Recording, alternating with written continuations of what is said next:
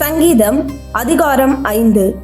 கர்த்தாவே, என் வார்த்தைகளுக்கு செவிகொடும், என் தியானத்தை கவனியும். நான் உம்மிடத்தில் விண்ணப்பம் பண்ணுவேன். என் ராஜாவே, என் தேவனே, என் வேண்டுதலின் சத்தத்தை கேட்டருளும். கர்த்தாவே, காலையிலே என் சத்தத்தை கேட்டருளுவீர். காலையிலே உமக்கு நேரே வந்து ஆயத்தமாகி காத்திருப்பேன். நீர் துன்மார்க்கத்தில் பிரியப்படுகிற தேவன் அல்ல. தீமை உம்மிடத்தில் சேர்வதில்லை. வீம்புக்காரர் உம்முடைய கண்களுக்கு முன்பாக நிலைநிற்க மாட்டார்கள். அக்கிரமக்காரர் யாவரையும் வெறுக்கிறீர். பொய் பேசுகிறவர்களை அழிப்பீர்.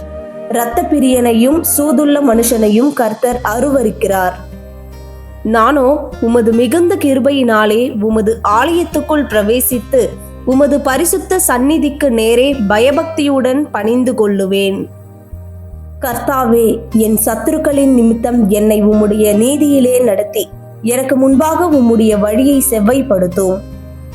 அவர்கள் வாயில் உண்மை இல்லை, அவர்கள் உள்ளம் கேடுபாடுள்ளது.